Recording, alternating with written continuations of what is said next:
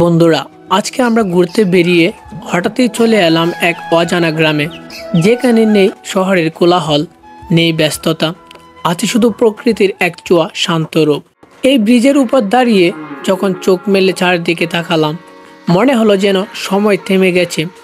হালকা বাতাস বইছে, পাশ দিয়ে একটা সিএনজি চলে গেল, যেন সিনেমার কোনো দৃশ্য। এই যে রাস্তা, এখানে ব্যস্ততা আছে, তবে সেটা ক্লান্তিকর নয়।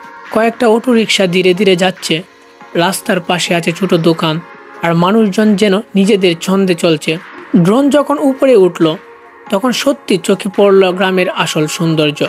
চারদিকে সবুজ আর সবুজ, ধান ক্ষেত, নারকেল গাছ, লাউয়ের মাচা আর দূরে ছোট ছোট টিনের ঘর, সবকিছু মিলিয়ে যেন এক জীবন্ত ছবি।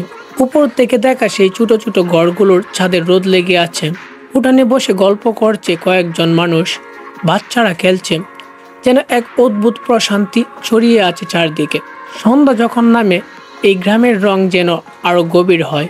সূর্যের শেষ আলো গাছের পাতা ছুঁয়ে যেন বলে, এখানে থেকো আর একটু দেখো।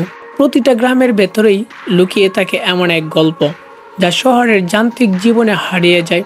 আজকের এই হঠাৎ ঘোরাটা মনে করিয়ে দিল, প্রকৃতির কোলে ফিরলে জীবনটাও যেন একটু ধীর হয়, একটু সুন্দর হয়। এই ভিডিও যদি ভালো লেগে থাকে, তাহলে অবশ্যই লাইক, শেয়ার আর সাবস্ক্রাইব করতে ভুলবেন না। যারা ফেসবুক থেকে দেখছেন, তারা ফেসবুক পেজটি ফলো দিয়ে রাখবেন, আর মন্তব্য জানিয়ে দিন এরকম আর কোথায় ঘুরতে যাওয়া উচিত। ভালো থাকবেন, সুস্থ থাকবেন, আল্লাহ হাফেজ।